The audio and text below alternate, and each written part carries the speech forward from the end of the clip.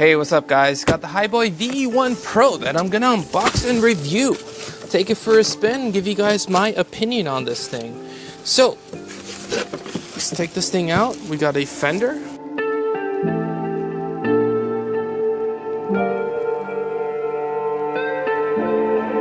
We have the user's manual, so some basic stuff in here. All the parts it comes with and stuff, and some other instructions.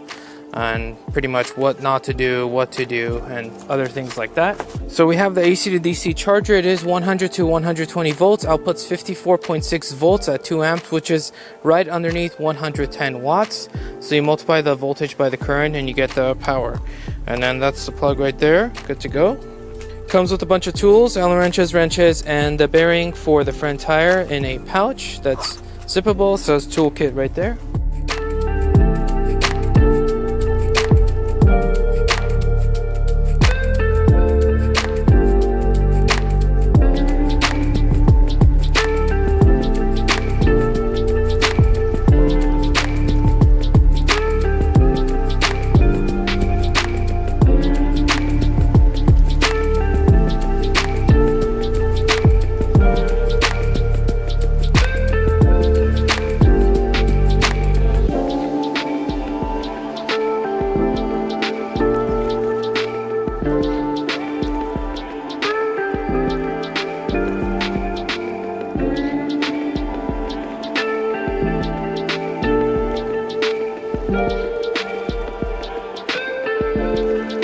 We have an LED light in the back on the fender. The fender itself is metal, if you guys are wondering. We essentially have bike tires on this thing, 16-inch pneumatics, 500-watt brushless motor. We have disc brakes. This part is metal, the deck itself. It's not super long. It is a bit curved. I haven't seen one that is kind of curved, so if you look at it from this perspective, it kind of curves down and goes back up. Decent amount of space, but not super long. Definitely more on the wider side. We have disc brakes in the front, VE1 Pro obviously. We have the light that doesn't move as you're turning the wheel. We have the stem, and you can actually adjust the height of this thing, which is not common among scooters. So this is pretty much, I think 0 is probably going to be the minimum. And let's see, there it is. And it goes all the way down, and then you basically close this and you're good to go. For the controls, we have our rear disc brake and our front disc brake. We have our bell. We have the screen with all the controls. You hold the middle button for 2 or 3 seconds, it turns on. We get our battery indicator, our current speed, the mode that it's in, so basically 1, 2, or 3. 3 being the fastest, and then I could take it down to 2, which is the same acceleration but a lower top speed, and 1 is the lowest top speed with the same acceleration. So really between 1, 2, and 3, you're just limiting your top speed, not the acceleration. And then we have the odometer right here on the bottom right. And then we pretty much, if you hold the up button, it will turn on the lights, and if you hold the up button again, it will turn off the lights. And this is a 0 start scooter, so if I hit the throttle, it's just gonna go, as you guys can see. Now to fold the scooter, you just push this thing up, pull this back, and lower the stem. Now it doesn't attach to anything, so in order to hold it or pick it up, if you want to do that, I think you have to grab it from here and here. It's probably the most convenient way, and it's not super heavy, but this can move, so you do have to be careful with that. So it's not super convenient to hold, but to fold and unfold is pretty simple. Bring it back and you're done. So I charged up the battery and took it out for a 13-mile ride to test out the scooter.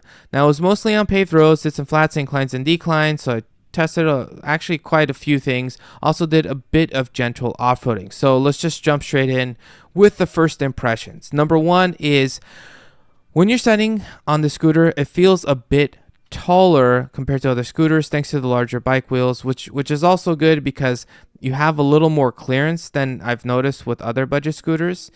And I may or may not have dropped it off a few curbs, and it did totally fine if I did that. But honestly, it kind of reminded me of when I was a kid with a BMX bike and stuff. I would drop it off the curbs all the time.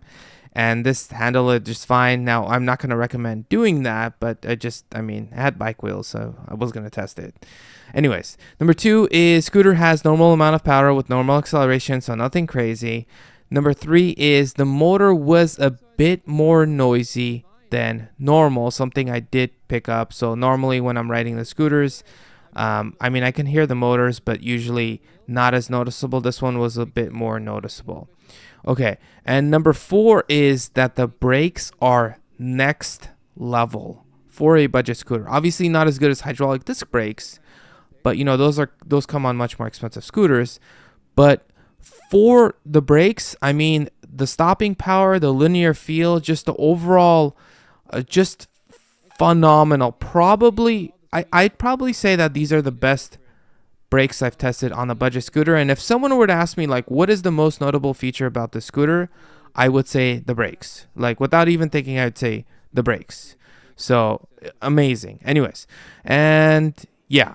So I ran the scooter in all 3 modes, so level 1, 2, and 3, to get a feel for acceleration and top speed. And really, acceleration feels the same. It's really the only difference is top speed. So level 1 maxes out at around 13 miles an hour.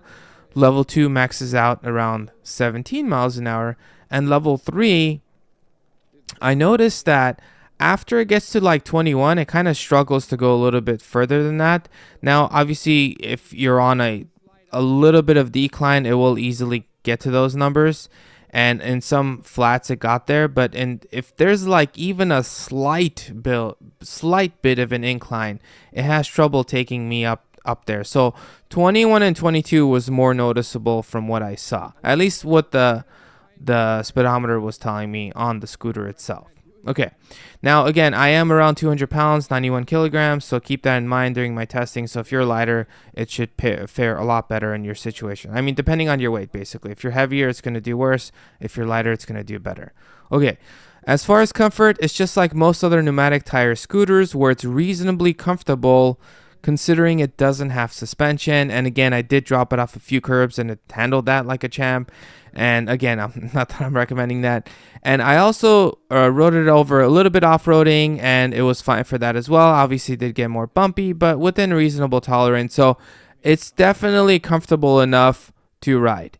Now, even though pneumatic tires offer a smoother ride, the downside is you could get flats with these. So this is kind of a personal preference choice. So if you want a smoother ride, pneumatic tires are the way to go. But if you're concerned about potential flats, then the maintenance-free nature of honeycomb tires are, they may be worth a bit more bumpiness. So keep that in mind. Okay. Next, we get to the hills. So descent is what makes most budget scooters suffer, and it's something I always have to test just to see how well or how poorly it does. And this one was pretty much just like most other budget scooters, where it definitely suffered up the hills.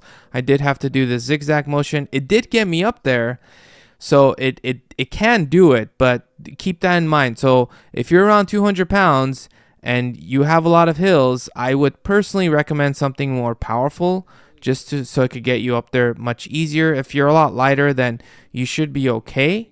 But something to keep in mind, that this is really the biggest difference between budget scooters and expensive scooters, are that the expensive ones really just kind of fly you up the hill because they're typically dual motor, and typically each motor itself also has more power. I actually tried 2 fairly steep hills, got me up both, but again, did require me to zigzag, and again, I am on the heavier side. Okay, so at least for the rating of the scooter. Okay, so getting to the downhills, I got up to 28 miles an hour, far exceeding its own maximum speed limit, which is pretty much what it's designed for. And gravity is doing all the work, obviously, so you don't even need to hold the throttle. I mean, if you hold the throttle or not, it doesn't really matter. It's just going to speed up. So at this point, the scooter did start to feel less stable, and most likely because it's really not designed for that. So, and again, these are where the brakes come in. And again, I don't want to say the same thing over and over again, but the brakes are phenomenal, linear feel, amazing stopping power. Okay, enough with the brakes. They're amazing. And when I say less stable, I mean at those higher speeds. Obviously at 23 miles an hour, the scooter is totally stable. It's completely fine. What it's designed to do, it does well. So To summarize, as with other Hiboy scooters I've tested, this one is really no different. It's genuinely a great scooter for the price. It looks like, obviously it looks a lot different because it looks kind of like a morphed bike and a scooter combined into one, giving it a very unique look compared to pretty much all the other scooters that I have. Alright guys, so just got out of Smart and Final. This is one of the ways that I personally use this scooter. If I want to make a quick run or something to a store or whatever, I usually, most of the time I carry a backpack, but I was out doing the review and I'm like, you know what, I'll show you guys the other way that I do it. Now, I'm not going to recommend this, especially for someone who's new to scooters. I do not recommend this, so let me just be clear about that. But this is one of the ways that I personally use a scooter. But yeah, a bit noisier compared to the other scooters I've tested. Comfort is good, motor power is normal, and okay, I'm gonna say it one more time. Brakes are phenomenal. Okay, as always, let me know what you guys think in the comment sections below. Do you have this? Do you want to get one? Do you like the way it looks? I'm just genuinely curious what you guys think.